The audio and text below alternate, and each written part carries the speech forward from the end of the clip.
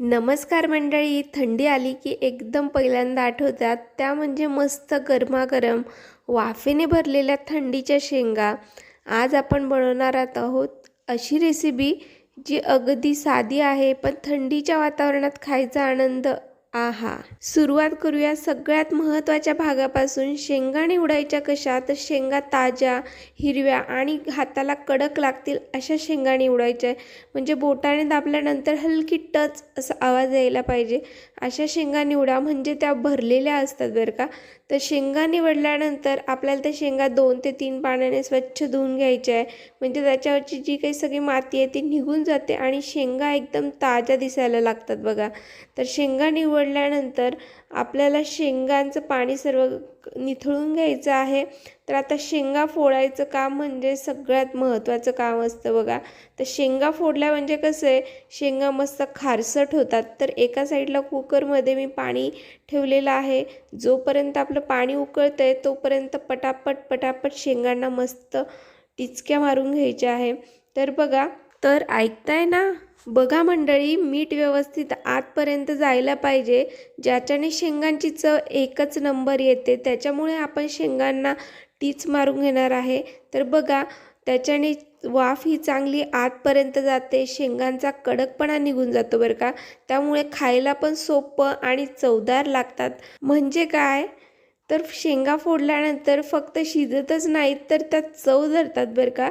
त्याच्यामुळे सगळ्या शेंगांना मस्त टीच पाडून घ्यायची आहे. तर सर्व शेंगांना आता मस्तपैकी टीच पाडली गेलेली आहे. त्यामुळे आपल्या शेंगा एकदम मस्त शिजतील आणि वाफाळलेल्या शेंगा या गुलाबी थंडीमध्ये खायची मजा तर एकच नंबर राहणार आहे बघा. तर आता जे कुकरमध्ये पाणी ठेवलेलं होतं गरम झालेलं आहे, म्हणजेच कोमट झालेलं आहे. तर यात मी आता टीच पाडलेल्या सर्व शेंगा घातलेल्या आहे आणि त्यात आपल्याला मस्त मीठ घालायचं. तर बघा, मीठ इथे चवीनुसार न घालता थोडं जास्तीच घालायचं आहे, म्हणजे शेंगा मस्त खारसट होतात बघा. तर आता मीठ घातल्यानंतर पुन्हा एकदा चमचा व्यवस्थित शेंगांमधून फिरून घ्यायचा. आता कुकरचं झाकण लावून या कुकरच्या 3 ते 4 शिट्ट्या करून घ्यायच्या आहे बघा.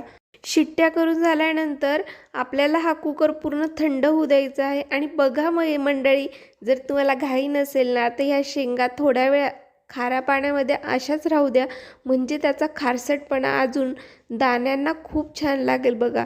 पण माझ्याने तर थांबलंच जात नव्हतं बघा, आणि घरातले देखील सगळेजण खाण्यासाठी वाट बघत होते. तर मस्त वाफाळलेल्या शेंगांचा मस्तपैकी कुकर उघडला आणि बघा, मस्त वाफेने भरलेल्या गरमागरम शेंगा आपल्या तयार झालेल्या आहे. हा गरमागरम कुकर उघडल्यानंतर गरमागरम वाफेचा सुगंध येतो ना, क्या बात है. जणू काही थंडीला एकदम आपली जागा दाखवतो. आता मी आलोय असं. तुम्ही पण बघा, शेंगांचा रंग जशाचा तसा ताजा.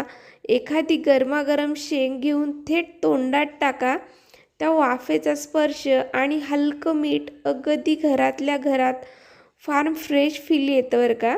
तर अशी ही आपल्या घरची पारंपरिक पण थंडीच्या दिवसात मनाला उब देणारी मस्त टप्पोरी दाण्यांची वाफाळलेली शेंग तुम्हीही बनवत असालच ना, तर मला नक्की सांगा पहिला घास तुम्हाला घेताना कसं वाटतं.